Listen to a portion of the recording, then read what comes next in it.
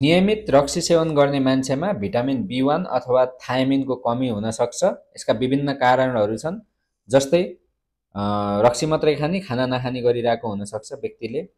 त्यस्तै रक्सीले गर्दा अलिकति आन्द्रामा ड्यामेज भएर चाहिने तत्त्वहरू अथवा त्यो भिटामिन चाहिँ अलिकति राम्रोसित एब्जर्ब नभएर, र अर्को नियमित रक्सी सेवनले कलेजोलाई ड्यामेज गर्यो, कलेजोले त्यो भिटामिन चाहिँ सञ्चित गरेर राख्न सकेन, त्यो भएर त्यो भिटामिनको कमी भयो। अब यो भिटामिन कमी भयो भने कस्ता कस्ता लक्षणहरू आउन सक्छन् त? जस्तै स्मरण शक्तिमा एकदम ह्रास आउन सक्छ, जसमा स्पेसल्ली नयाँ कुराहरू सिक्न नसक्ने अथवा पुराना कुराहरू पनि बिस्तारै बिर्सिँदै जाने हुनसक्छ।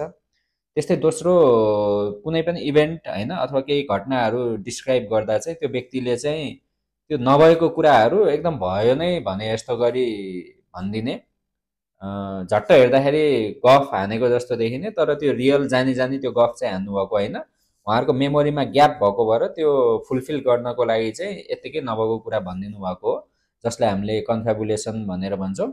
त्यस्तै अनि आफूले यो मैले बिर्सिरहेको छु भन्ने कुराको यो आत्मज्ञान पनि नहुने, यसलाई हामीले कोर्साकोफ सिन्ड्रोम भनेर भन्छौँ। र यो एकचोटि भइसकेपछि मेमोरी तुरुन्तै हामीले भिटामिन रिप्लेस गरेर केही गर्न सकियो भने चाहिँ मेमोरीमा केही न केही सुधार हुन्छ। यदि तुरुन्तै हामीले केही गरिएन भने त्यो धेरै अथवा सदाको लागि पनि स्मरण शक्तिमा त्यस्तो ह्रास आउने अथवा हराउने हुनसक्छ।